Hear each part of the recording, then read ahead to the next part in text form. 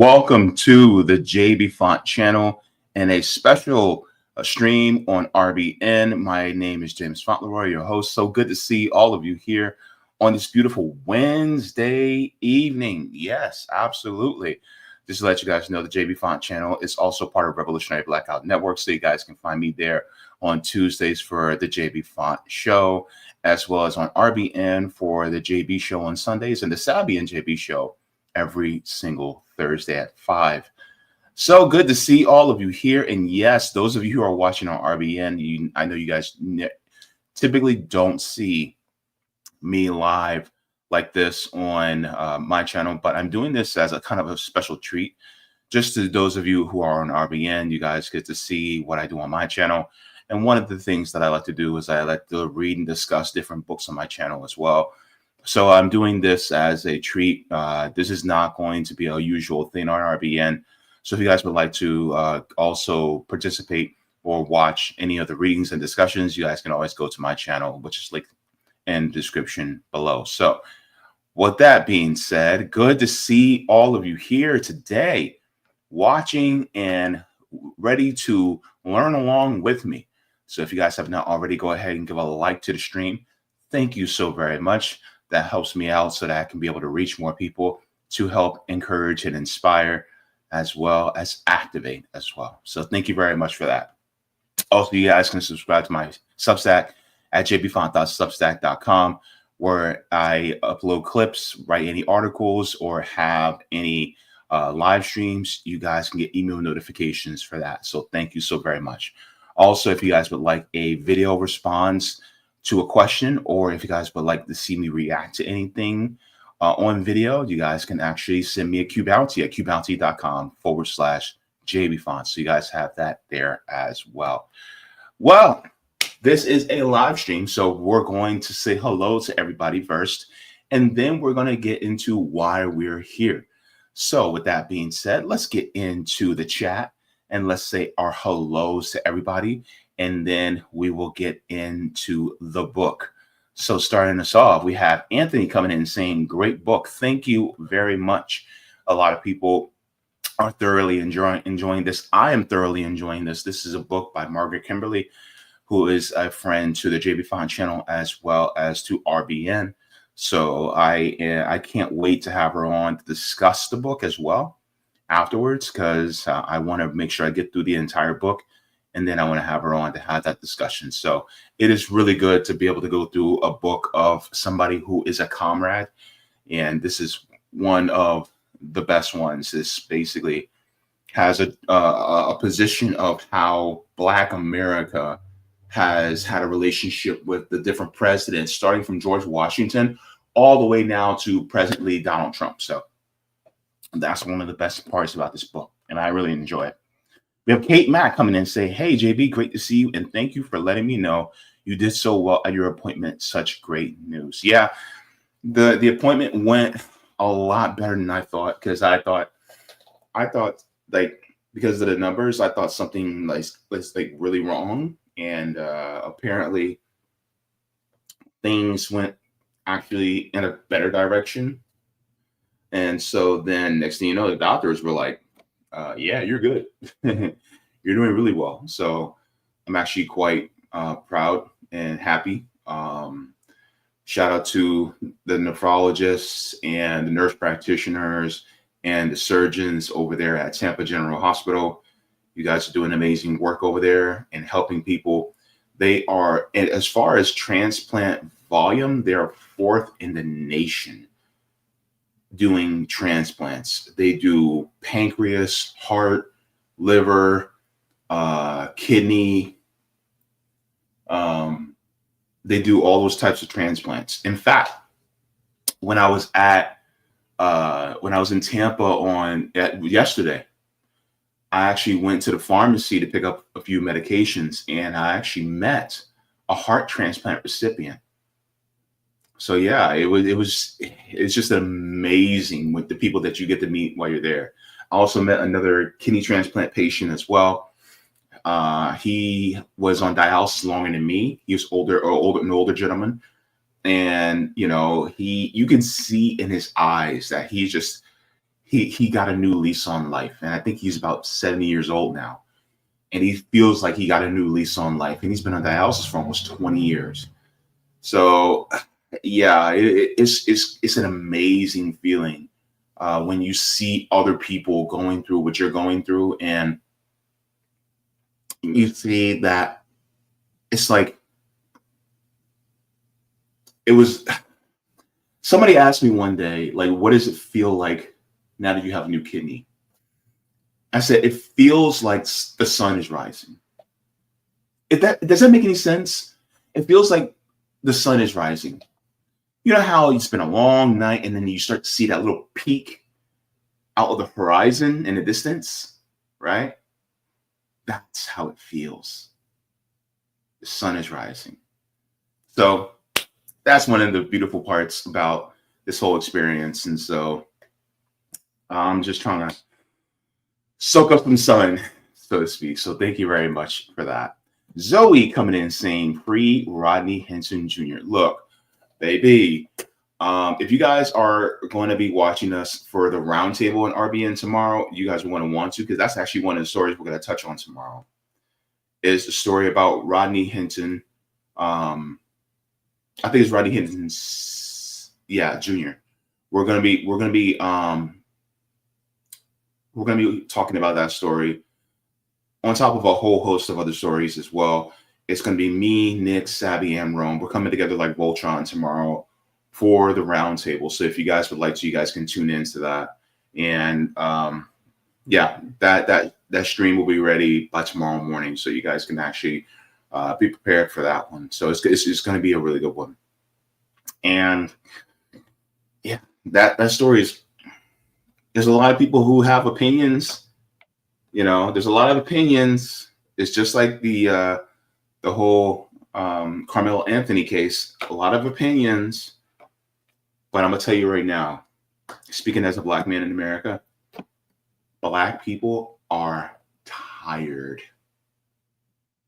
I'm telling you, when I tell you, Black folks are tired, they are sick and tired. And look, and you know, a lot of Black people will say, oh, well, we're not our ancestors. No. We are our ancestors. Trust and believe we are our ancestors. And we're getting to the point where our ancestors are coming upon us and going, ha ha, oh yeah, this ain't over, baby. No. This is going to be an interesting conversation tomorrow. It's going to be interesting. So tune in. Jimmy coming in and saying, hi, good to see you, Jimmy. Nice to see you. CEB Applejack coming in saying, salute family. Good to see you as well. Thank you very much for the super chat. CEB Applejack says, you had a fire stream on Heartlands, brother. Thank you very much.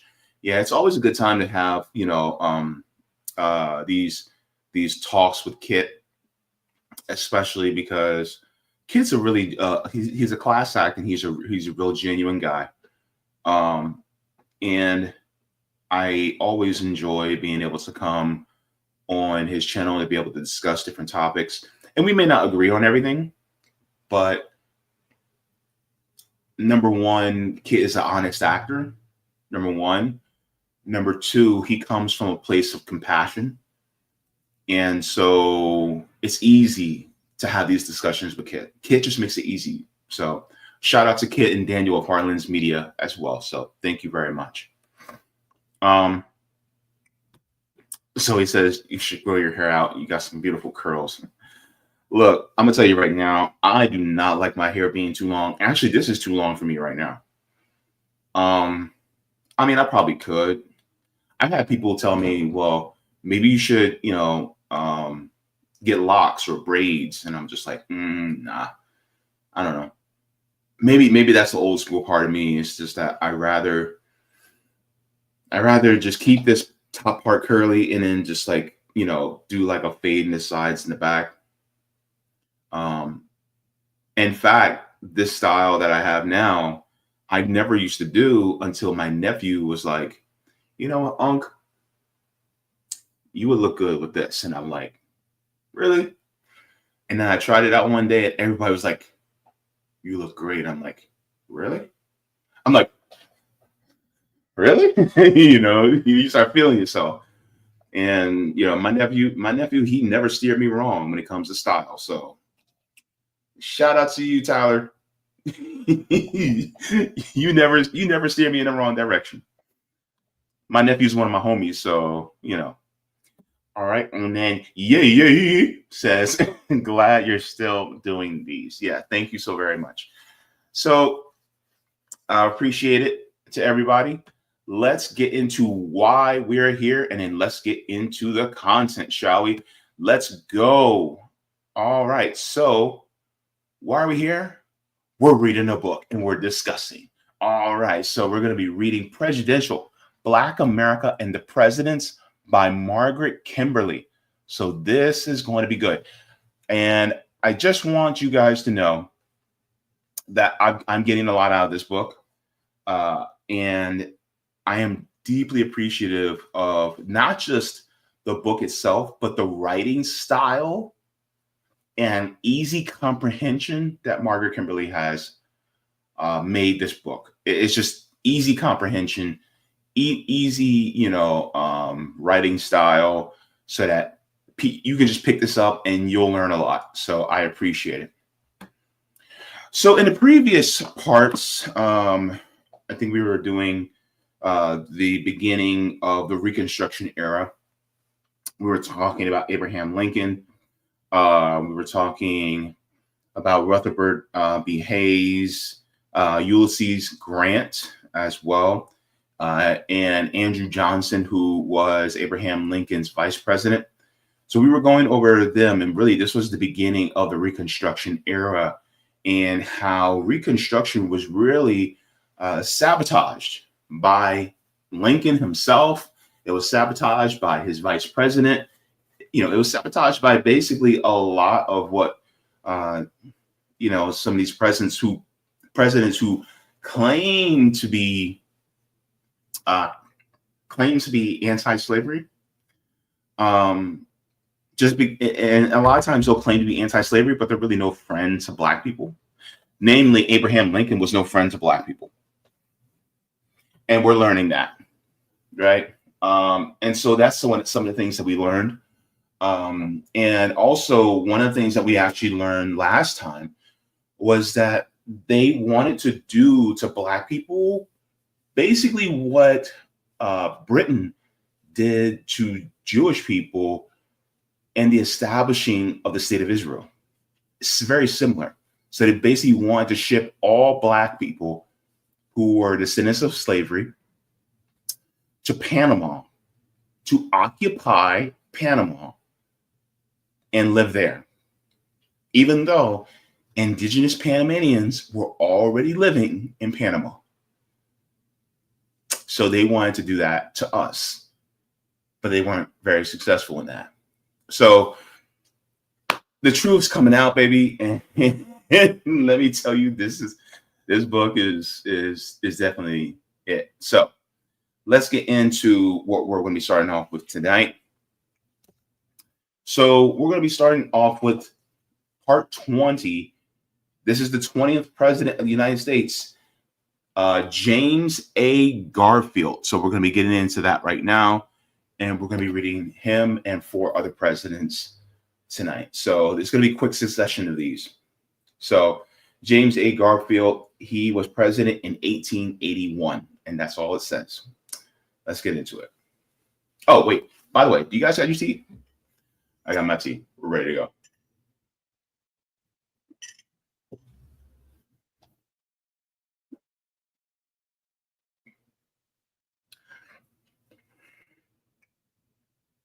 James Garfield has served as president for only 4 months when an assassin shot him in July 1881. He came into office after a long history of public service as an Ohio state legislator, a member of Congress, a Union Army brigadier general in the Civil War, and a U.S. senator. In all these roles, he impacted the lives of Black people. And so we can assess him and his beliefs through them, his limited time in the Oval Office notwithstanding. The usual defense of racism is to excuse an individual by claiming that he was a man of his times. This description certainly fits Garfield. As a young man, he wrote, quote, "The simple relation of master and slave was not unchristian," end quote. He referred to himself as being anti-slavery, but abjured abolition, saying it was representative of an overheated and brainless faction. The same man who supported arming blacks in the war as soldiers said, "But it is not in my heart to lay a feather's weight to the way of our Black Americans if they choose to strike for what is already their own." Those words meant little when he had the wherewithal to protect Black citizenship rights. He became an advocate for states' rights. Remember, states' rights? He became an advocate for states' rights at the expense of Black Southerners' rights to vote and to live without fear of white terrorism. These inconsistencies define Garfield as a man of his times. His attitudes were not uncommon for a white Northerner, first being anti-slavery, then fighting for the Union, and perhaps expressing opposition to slavery, but ultimately putting white people first. The same man who spoke up for the rights of Black soldiers felt repugnance at the idea of their having voting rights. He expressed a desire to send them all away, as he never learned to love them. Garfield was similar to Lincoln in that he never gave up his dream of an America without Black people. He may not have served as president for very long, but he's typified the office relationship with Black America. Every presidential election in the post-Civil War era produced uncertainty and angst over which candidate would be better for Black people. Frederick Douglass said, "We must have Garfield," only to find himself out of a job when the man had appointed someone else to his position as Marshal of the District of Columbia. Douglass did not go quietly. He asserted, whatever may be the ostensible reasons given for it, the real grounds of opposition to me is that I am a colored man and that my sympathies are with my recently enslaved people. The ensuing controversy forced Garfield to appoint Douglass to the position of Recorder of Deeds. Douglass was to be disappointed again and again. The post-emancipation period was an endless loop of betrayals as Douglass and other Black leaders strove to keep their worst enemies at bay. But Democrats and Republicans were far more concerned about competing to be seen as the white people's party than they were about cultivating support among Blacks. Garfield's actions during his brief tenure typified those of his successors. So, James Garfield was racist, even though he said, "Oh, well, I'm against slavery." But when it came to actually being for our rights as citizens and being able to thrive within this country post-Civil War, he still didn't rock with us. And so there was still that white supremacy. This reminds me of the Democratic Party of today. The Democratic Party will express that, "Oh, we need the Black folks to save the Democratic Party," right?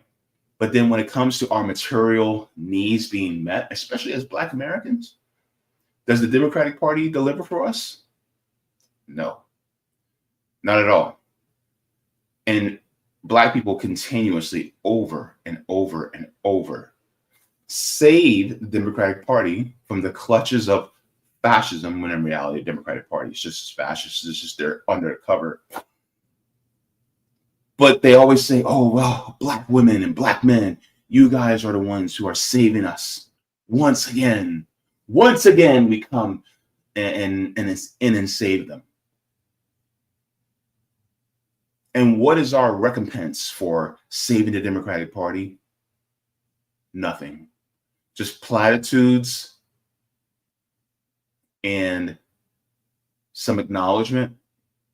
But when it comes to actual on the ground material conditions being improved for us, namely things like criminal justice reform or reparations, things like that. Never even in the conversation. So yeah, that it was James Garfield. Short-lived president, but just like all the others. Let's continue on. We're going to go to number 21, the 21st president of the United States, Chester Arthur. So we're going to go to Chester Arthur. Let's get into it. So he was president from 1881 to 1885. Chester Arthur was Garfield's vice president and came to office after his assassination. Raised by staunchly abolitionist father, as a young attorney, he took on 2 landmark cases that established legal rights for Black people. In the Lemon slave case, he argued that 8 enslaved people brought to New York State were automatically freed once they arrived. Then in 1856, he argued on behalf of Lizzie Jenkins, a Black woman expelled from a horse-car public transportation. But Arthur came to political power when segregation was ascendant. The Jim Crow system that would reign for nearly 100 years emerged during his time in office. While Republican presidents Grant, Hayes, and Garfield each did less and less for Black Southerners and diminished federal efforts on their behalf, Arthur was a stalwart, a faction within the Republican Party that was willing to accommodate the South, and many of whose members came from the Confederate States. In 1883, the Supreme Court declared that the Enforcement Act, a Civil Rights Act of 1875, was unconstitutional. There was a Civil Rights Act in 1875. The act had guaranteed public accommodation and prohibited exclusion from jury service. The court ruled that the federal government did not have the jurisdiction over private entities, which were therefore allowed to discriminate. Republicans in Congress introduced 5 different bills in an effort to replace the Civil Rights Act, but they failed in the absence of presidential pressure. In his annual message to Congress in 1883, Arthur mentioned the end of the Civil Rights Act in a very last paragraph. He blandly and untruthfully stated that the new legislation would receive his unhesitating approval. While Arthur certainly did hesitate to fight for the rights of Black people, he was eager to criticize the victims. He admonished one Georgia leader, "You proved yourselves incapable of holding those states when they were placed boldly in your grasp." On the occasions, he stated that Blacks did not help the party as much as white officials and excel in office begging. Let me stop right there.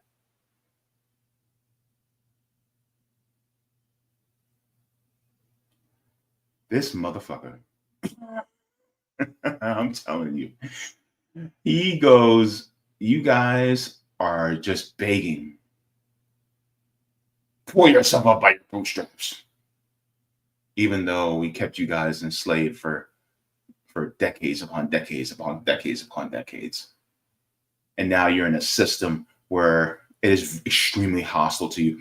Pull yourself up by your bootstraps. You guys are begging too much. Does that sound familiar to you? Bring up reparations to many people who are conservative or even liberal. You guys have a victim mentality. You guys just need to work hard and stop begging for handouts. That's what they say today, right? Continuing, he says, "There's no hesitation in the Black community in condemning presidential inaction." Charles Henley, the editor of the Huntsville, Alabama Gazette, put it poignantly and presciently.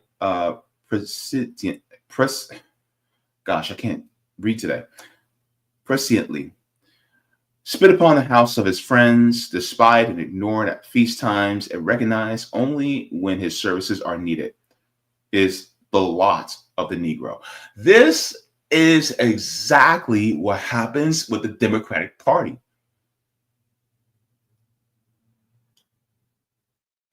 We are spit upon in the house of our friends. We are despised and ignored during the feast times and are recognized only when our services are needed.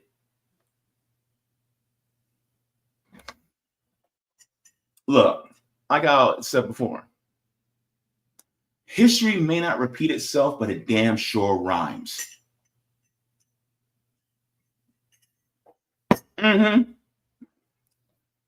Because how many times we're called upon as Black people to save the Democratic Party? But then after that, we're spat upon, we're despised. They do nothing but platitudes. They'll kneel in kente cloth and they'll paint an intersection with Black Lives Matter. Yeah, that's it. It hasn't changed. They have no regard for us. Neither party does. Okay, well,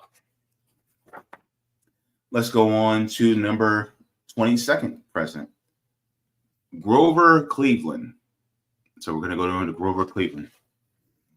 He was president from 1885 to 1889. In 1884, Grover Cleveland became the first Democrat elected president since the end of James Buchanan's term, 24 years earlier. Although he was a Northerner and a governor of New York, white Southerners broke out in spontaneous celebration. The Georgia state legislature even halted its session in order to join one of those festivities. They were going to try to secede from the Union, but they were like, hey, wait. We got one of our own. We got one of our own in the presidency. Let we don't need to secede right now. We're good. They were like, hey, all right, let's get it. All right. We got Grover up in there. Continuing, the reaction to the election of a Democrat typified this period. The nadir of Black political power post-emancipation. The hopes of the emancipation era were dashed when the South reasserted itself and the North equivocated in its defense of Black citizens. Black people had repeatedly supported Republicans for president, only to be disappointed when they did little or nothing to stop the ascendancy of the Jim Crow era. Remind me of, look, of course, things are flipped because the ideological shift, but now it's the Democrats that claims to be on the side of Black people. And every single time we try to save the Democratic Party out of the clutches of the Republican Party, the Democratic Party does little, if not anything at all. And then next thing you know, we get screwed over again.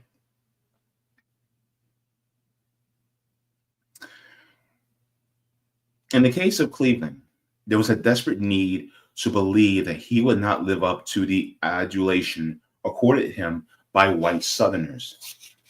Cleveland himself gave Black people reason to fear. The Republican Party's support of a Civil Rights Act was used against them. Dubbed the Force Bill by opponents, its defeat became a rallying cry and slogan in the Cleveland campaign. No force bill, no Negro domination in the South was far more effective talking point than tariffs or other issues said to be of concern to voters. Oh, we're getting rid of the woke agenda, right? We're getting rid of DEI, right? See, remember, history may not repeat itself, but it damn sure rhymes, right? Moving on.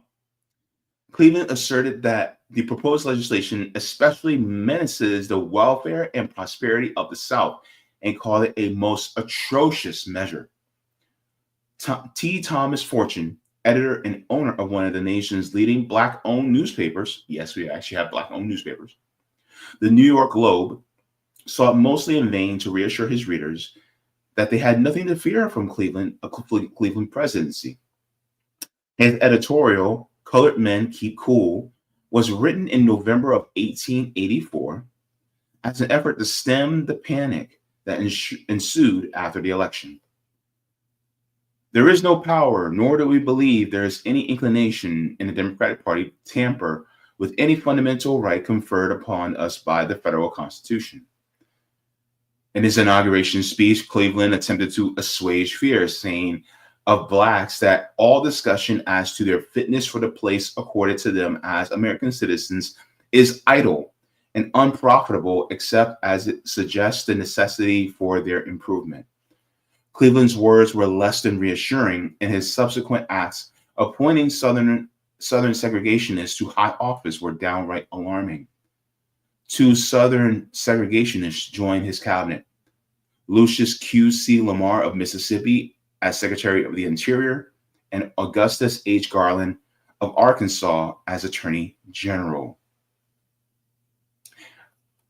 This reminds me of Donald Trump, where Donald Trump talked about how, oh, you Black Americans, you guys built this country, and you guys, don't get the credit you deserve, and you guys don't get the recompense you deserve. And then meanwhile, now he's trying to go after the African American History Museum in Washington, D.C. He's trying to erase Black American history.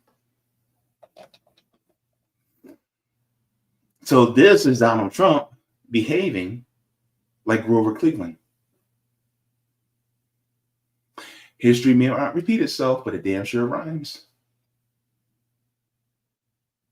He said, you guys have nothing to worry about, Black people. You guys have nothing to worry about. And next thing you know, he starts to try to erase the rest of our history. All right. The Black political response to Cleveland differed little from what had been offered up after emancipation. Wishful thinking, predictable, vain expressions of shock, and pleas for mercy from the merciless. Despite Frederick Douglass's words of support, Cleveland asked for his resignation as recorder of deeds. The new president continued the practice of appointing Black ambassadors to Liberia and Haiti, but he did nothing to end lynch law, by which means Black people were killed without due process or repercussion, or the continued attacks on what was left of Reconstruction. Frederick Douglass was not the only Black person in his dilemma. The race lived in states of fear, broken by short periods of hope for political salvation. Cleveland would return to office later and continue his work as the president of the white segregationist party. Yep. So, kept the lynch law, the law that allowed racist white people to lynch us. He kept that in place. And when people talk about criminal justice reform and helping out Black people, those of you who are Black who voted for Donald Trump, he ain't doing nothing for us either.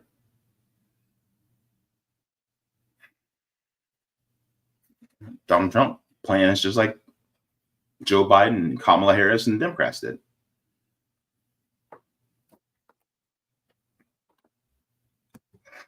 So we're going to move on to president number 23, Benjamin Harrison. All right. So Benjamin Harrison was president from 1889 to 1893. So we're closing out the 19th century. Benjamin Harrison was the grandson of William Henry Harrison, the 31-day president. He was also a Republican, and that meant that his election was the cause of great optimism among Black people. Harrison's personal history gave some legitimacy to the wishful thinking. During the Civil War, General Benjamin Harrison defended the federal government in an 1864 lawsuit brought by Confederate sympathizers who had been imprisoned by the Union Army. He directly addressed the racism that was wrought by the chattel slavery system. Quote, one of the meanest things in the whole world order, one of the meanest political sentiments it ever uttered was its constant expression of hatred of the Negroes, end quote.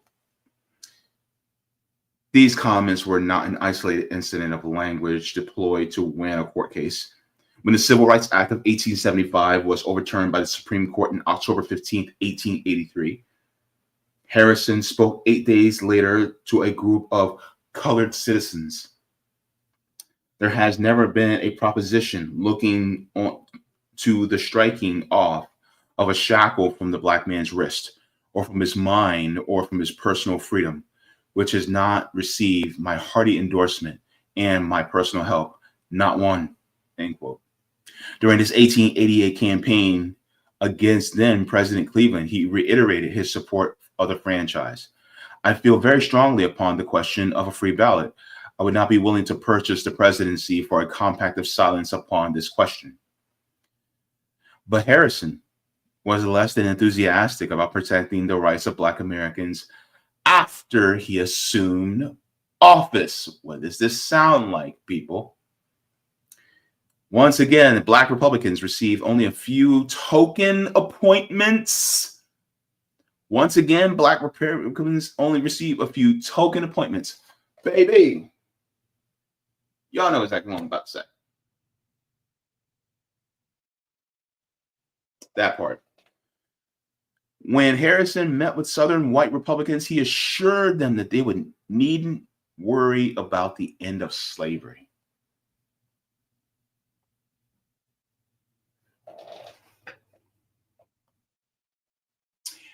Now we have a Joe Biden. The Federal Elections Bill of 1890 had the appearance of legislation that could pass in a Republican-controlled Congress. It called for federal oversight of elections in cities with more than 20,000 people, any congressional district where more than 100 voters requested this supervision, and counties or parishes upon the application of 50 voters. This was essentially the same measure that Grover Cleveland had campaigned against, the so-called Force Bill. It would have applied to the whole country, but it was logically understood to be needed most in the southern states. The House passed the bill, but the Senate never took action. Democrats retook control of the House in 1890, and in April 1891, Harrison responded by making the pilgrimage to the South with cabinet members and his family in tow. Memphis, Tennessee, Mayor Lucas Clapp made it clear who was in charge when he said in his introduction of the president that there was a paramount aim and purpose with us to guard our social purity, preserve our civilization, and maintain Caucasian prestige and supremacy. The president said nothing in response. He went on to discuss the theme of his trip, that majority rule held sway in American law. He was telling white Southerners to forget about the efforts to make them follow the 14th and 15th Amendments of the Constitution. They could do as they wished. Like other Republican presidents at the end of the 19th century, Harrison wanted to get white Southern votes. And that meant that Black people and their political needs had to be ignored. Harrison made no effort to pass the federal elections bill, and a lack of presidential imperative led to its inevitable death. So you see how they'll campaign on a certain thing and say, we need this. And then next thing you know, they will shift to the right. And then next thing you know, they will throw us under the bus. History may not repeat itself, but yep. I see you watching me on your screen on your phone. You're repeating after me. Mm-hmm. Yep. Let's continue on to Grover Cleveland again, the 24th president. So the comeback kid, just like Donald Trump, right? So from 1893 to 1897. The presidential election of 1892 presented a repeat of Benjamin Harrison, Grover Cleveland rivalry, with Cleveland winning the second term. Cleveland made it clear that he would live up to his reputation of the Democrats as the white people's party. He spoke against the already defeated federal elections bill, the so-called Force Bill. The Democratic Party platform bizarrely claimed that it would injure the colored citizen more than the white, and that it would lead to the subjugation of colored race to the control of the party and power, and the reviving of race antagonisms now happily abated. The Democrats control the White House and both houses of Congress, just like now, but the Republicans. The lesson that Republicans took from the overwhelming defeat was that white America either wanted to actively deprive blacks of all human and citizenship rights, or at minimum, didn't want to hear about blacks and their problems.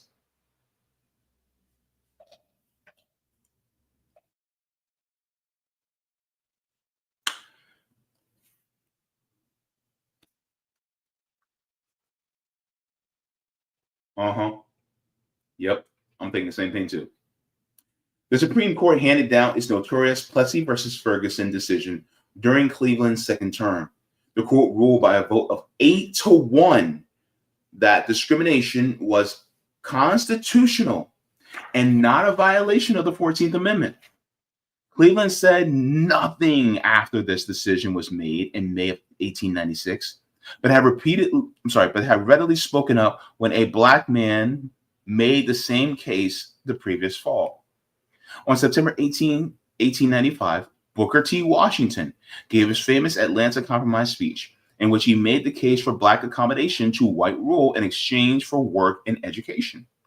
The wisest among my race understand that the agitation of questions of social equality is the extremest folly. The compromise made him the king of black patronage, the gatekeeper for black aspirations. You know, we call that now black people.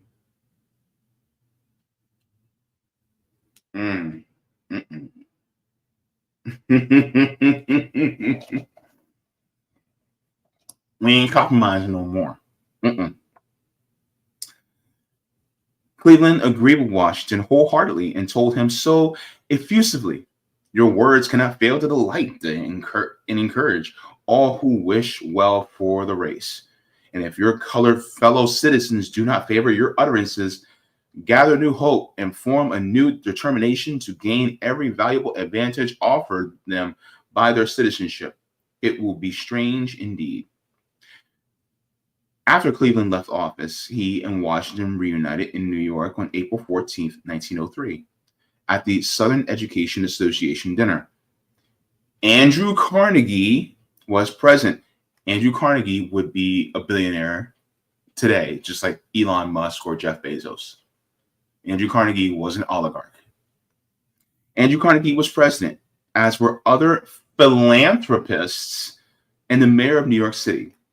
As a quartet from historically black Hampton University sang Old Black Joe, the former president said these words: "Let us try to be tolerant and considerate of the feelings and even the prejudice or racial instinct of our white fellow countrymen of the South, who, in the solution of the Negro problem, must, amid their own surroundings, bear the heat of the day and stagger under the weight of the white man's burden."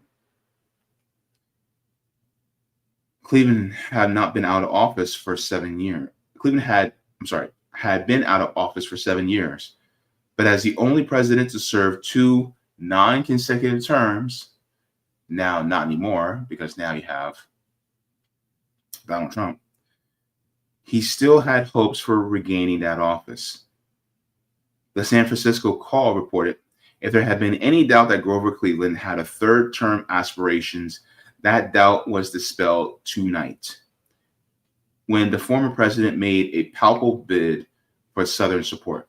Cleveland was never president again, but the script for winning that office has changed little since that time. So yeah, before we had term limits of the presidency, it was possible for a president to go for a third term, until we passed laws that now made it that a president can only serve 2 terms. But During this time, if a president wanted to, he can go for a third term or even a fourth term. Mm-hmm. It was legal back then. So now we're going to go to the 25th president of the United States. And there was a mountain named after him. President William McKinley.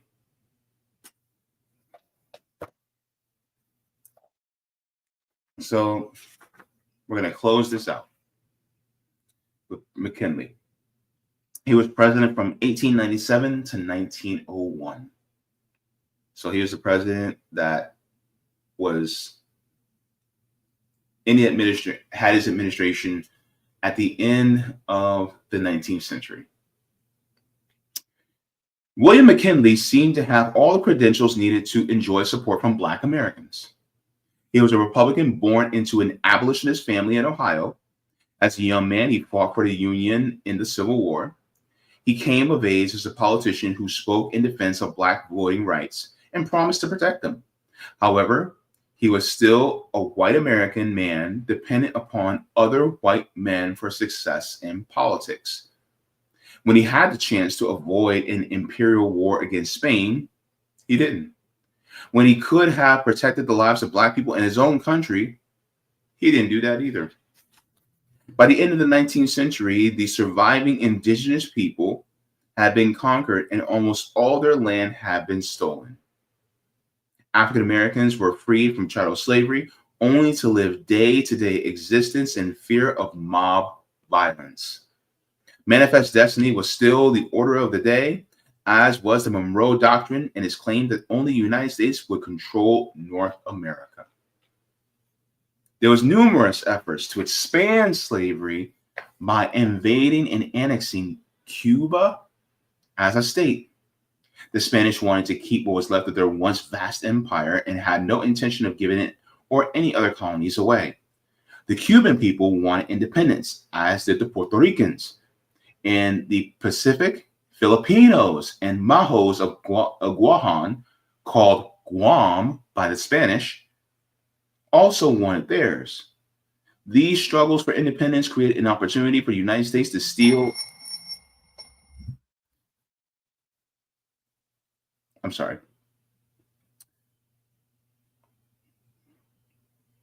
These struggles for independence created an opportunity for the United States to steal these territories from Spain and control them for itself. Anti-Spanish propaganda was used to gain popular support for the American empire and for denying people their self-determination they had long sought. At the end of the Spanish-American War, Cuba was independent of Spain, but dependent on the United States. Puerto Rico, Guam, and the Philippines all became American territories. In a 4-month-long war, McKinley had sent the last of the European powers away from America's area of influence in the Western Hemisphere and expanded America's imperial reach all the way to Asia. So now we have imperialism growing. It was a watershed year for Black Americans too, and not in a good way. There was a debate about the war itself and the question of whether Blacks should support it. In a forerunner of debates in decades to come, some believed that Black participation in fighting would lead to respect and freedom from discrimination and oppression. That was the opinion expressed in the Indianapolis Freedmen newspaper. Quote, "It pays to be a little thoughtful. The strife against the Philippines is no race war. It is quite time for the Negroes to quit claiming kindred with every Black face from Hannibal down. Hannibal was no Negro, nor was Aguinaldo, the Filipino nationalist leader. We are to share the glories or defeats of our country's wars. That is patriotism, pure and simple," end quote. In an age where a horrible doctrine of separate but equal was the law of the land, other voices counseled opposition. Ida B. Wells Barnett did not hold back. Quote, "Negroes should oppose expansion until the government was able to protect Negroes at home," end quote. Blacks fought, but at the end of the day, they were no better off than they had than if they had not. In November 1898, one of the last bastions of Reconstruction was violently overthrown in Wilmington, North Carolina. The biracial city council, made up of Democrats and Republicans, was forced out of office by a mob of armed whites. An estimated 60 Black people were killed, and more than 2,000 were forced to flee for their lives. Pleas for help from the Republican McKinley administration were unheeded. There was no investigation, no mention of the atrocity from the man who had fought in the war that ended slavery and had received Black votes when he ran for the presidency in 1896. The Democrats were the party of open and proud white supremacy, and Republicans were considered the only reasonable option in the face of lynch law terrorism. This pattern of promising support that never materialized would recur into the 21st century. The effort to pass an anti-lynching bill foundered and was equally unsuccessful for the next 5 decades, 50 years. Presidents may have sought Black votes, but the support of Black voters never mattered very much when the action was needed to protect their lives. We were just tools. We were just being used. On September 6th of 1901, President McKinley was in Buffalo, New York, at the Pan American Exposition World's Fair. Leon Zalgos, I hope I'm pronouncing that correctly, joined the receiving line as if to greet him. But instead, he fired 2 shots at McKinley, who died from his wound 8 days later. The first man to reach Zalgos was not one of the Secret Service agents tasked with protecting the president. Instead, James Benjamin Parker, a Black man originally from Georgia, prevented the assassin from firing the 3rd shot and was the first to wrestle him to the ground. Parker was working at the World's Fair as a waiter and had taken an opportunity to meet the president. However, his very presence may have changed McKinley's fate. According to one story, at least one Secret Service agent was busy looking at the Black man instead of observing the crowd, as he should have been doing. Parker seized the shooter first and knocked the gun from his hand. Parker was circumspect about his role in the events of that day, but also wanted Black people to be credited with his heroics. Quote, "I am sorry I did not see him 4 seconds before. I don't say that I would have thrown myself before the bullets, but I do say that the life of the head of this country is worth more than that of an ordinary citizen. And I should have caught the bullets in my body rather than the president should get them. I can't tell you what I would have done, and I don't like to have it understood that I want to talk of the matter. That's all any man could do," end quote.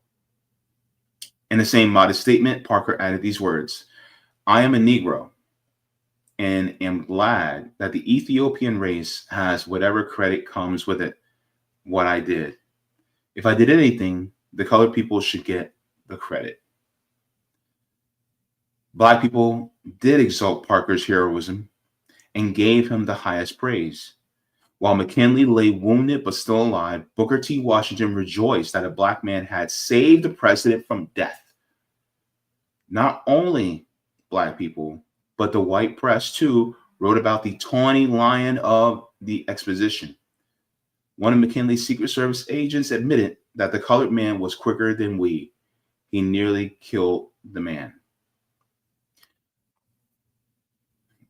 If that Secret Service agent wasn't so focused on a Black man in a crowd, he could have saved McKinley's life. But he was too focused on seeing a Black face and thinking, oh, he must be there because he's there for something nefarious. When in reality, it was a white man that was there for nefarious reasons. And then the Black man was the one that saved the president. But this next paragraph is going to piss you off. Parker's heroics were quickly forgotten after McKinley died and Zoggs was put on trial. The same Secret Service agent who credited Parker suddenly denied his existence. I never saw no colored man in a whole fracas. Having failed their duty, McKinley's bodyguards were not going to credit a black man who acted when they did not. Parker was not called to testify in the trial and was remembered mainly by other black people who were angry that he was so quickly dismissed and discredited. He made a living as a speaker for mostly black audiences until he succumbed to alcoholism and died in a psychiatric hospital.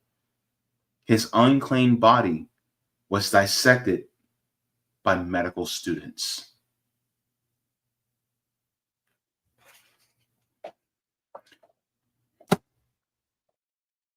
That is the history of the 5 presidents that led to the end of the 19th century. And that's McKinley, where they took a mountain that was claimed by indigenous people many years before, and then they renamed it after him. I don't care. I ain't calling it Mount McKinley. It's Mount Denali. It'll continue to be Mount Denali until my last breath. But yes, so that is the final reading. Oh, by the way, next time we get into the next part, we're going to be going into the early 20th century. So from 1902 to 1963, we're going to be covering that.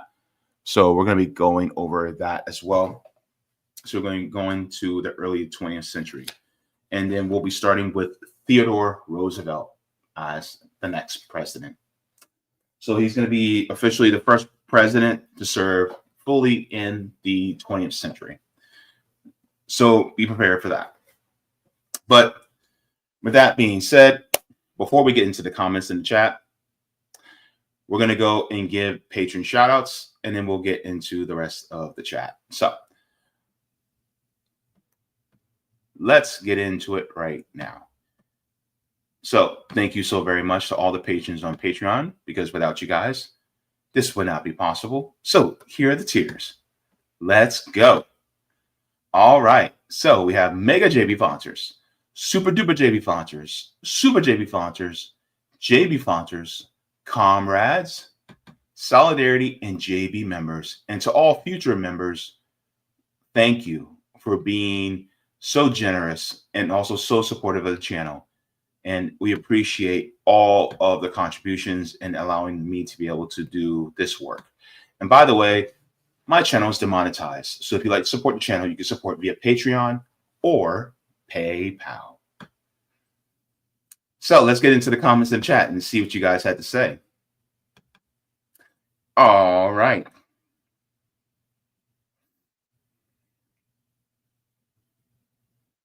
CEP Applejack says Panama is dangerous for wildlife and nature. Pitchforks are coming says ni hao ma JB. I'm doing well, thank you very much. All right, Ahmad says I've done subscribe Substack account. Thank you very much, appreciate it.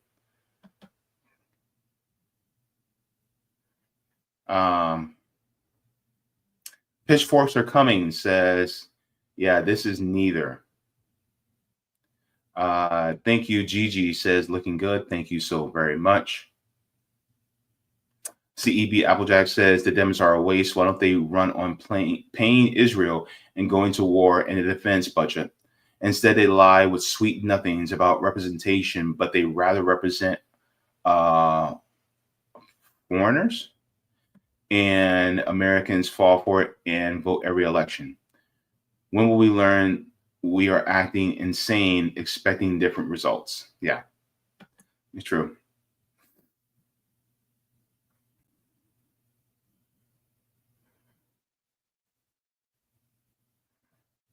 That's the definition of insanity. Thank you to Donnie Nunn. Says, please check out this book, The New Human Rights Movement, and check out the Zeitgeist documentaries. Think Socialism on Steroids. Thank you very much for that. Appreciate it.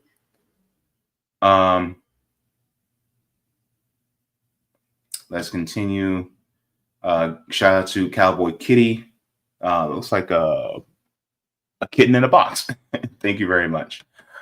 Thank you very much for this super chat. Old Crow says, glad I have you live. I'm going to watch from the beginning. Thank you very much, Old Crow. Nice to have you. Thank you so very much for the super chat. Iridescent. I can't read. Iridescent Dragonfly says, respect to RBN. I'm so happy you got a new kidney. That makes total sense when you say it feels like a sunrise. I vibe with your energy, presence, and politics. Thank you. Appreciate it. Sunlight coming in saying, good evening, JB. Well, good evening to you, Sunlight. Sila says, Cleveland was straight up supremacist capitalist, not only dehumanized Black in the United States, but did it abroad. He was president, had the military, invaded Hawaii. False Spanish-American War. That resulted in Boricua, aka Puerto Rico, being colonized for the next 127 years. Yep, Grover Cleveland. He was a bastard. And then says the KKK was imported into Cuba and remained in Puerto Rico till this day. Wow. Joseph George, thank you so very much for the super chat. Says Columbia students seized library in Palestine protest. I saw that. I didn't get the details, but Columbia students, stay safe out there. All right. Edward says, this book just shows why politicians don't care about African Americans. Basically.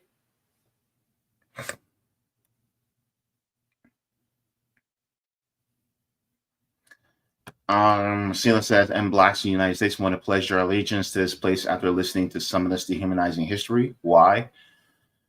Propaganda is a hell of a drug. And some Black Americans feel that because our ancestors poured their blood, sweat, and tears into this nation, even though we were treated horribly, it's like our family and history are still invested in this country. We still put the investment in. Mm-hmm. So therefore, there's a claim of ownership now. I feel like it's fine to feel that claim of ownership as long as you try to change the system overall. But the problem is that some, I feel like they want to change the system only so that Black people are in the same position as white people under capitalism. And I don't jive with that. I'm like, no, we got to change the system overall. Let's completely renovate this entire country so that it actually favors and liberates all of us. Kate Mack says McKinley election was bought by Rockefeller, Carnegie, and Vanderbilt. So Roosevelt would lose because he wanted to stop monopolies. Yep. Thank you so very much. And then Amy says, just got here. Any chances MK will appear on the show too? I like to read this book at some point. So on my channel, once I finish, I'll be inviting Margaret Kimberly on to discuss the book. So yeah, so I'll be inviting her on later. So yes, thank you so very much to everybody. And just as an aside, of course, just want to give my shout out and support to Kit Cabello of Heartlands Media.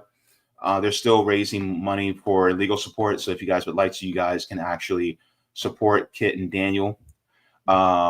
So far, they're 64% of the way to their goal. If you guys would like to, you guys can also donate. I'm going to share the link so that you guys can donate if you can. But yes, our colleagues there in independent media are in need of assistance. So if you guys would like to, you guys can help them there. They're doing great work on the ground, post-duopoly. And so please make sure to help them through this legal battle that shouldn't be happening, but is happening. So there you go. I put the link inside the chat so you guys can also help them out there. So thank you very much. Appreciate it. Now, it's time for me to go, and I'm going to head on out. But I just want to thank you guys for tuning in, especially a special thank you to everybody who's watching on the RBN side. Of course, if you guys want to continue in listening to the discussion and reading of this book, you guys can always go to my channel as well. And it actually has a playlist as well if you guys want to go from the beginning and reach up to now. So if you guys want to do that. So this will not be on RBN next time.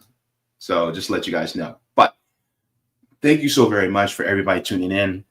And I'm going to be heading on out. I'll see you guys again tomorrow for the RBN Roundtable. So I hope you guys tune in to that as well. It's going to be a banger of a show. So what I always say at the end, water your plants, water yourselves, leave the world better than you found it. Do all the things if you got them. If you ain't got them, then watch something funny because joy is revolutionary, or read because reading is fundamental. I love you guys for watching. Thank you so very much. Mwah, forehead kisses, and a good night to all of you. And also a nose boop, boop to every single one of you. I will see you guys in the next one. And keep studying history so we don't repeat the same mistakes in the past. All right, everybody. Take care. Thank you so very much for watching my channel, and I deeply appreciate it from the top and bottom of my heart. If you wish to support the channel further, so I can keep bringing you content that is educational and informative, you can become a patron on patreon.com/Jaybefaunt. You can find that link in the pinned comment or in the description below. No matter what you give, you'll be supporting independent media and education that helps make the world better. Thank you so much, and you can watch more of my content here. Mwah. Forehead kisses, and have a beautiful day.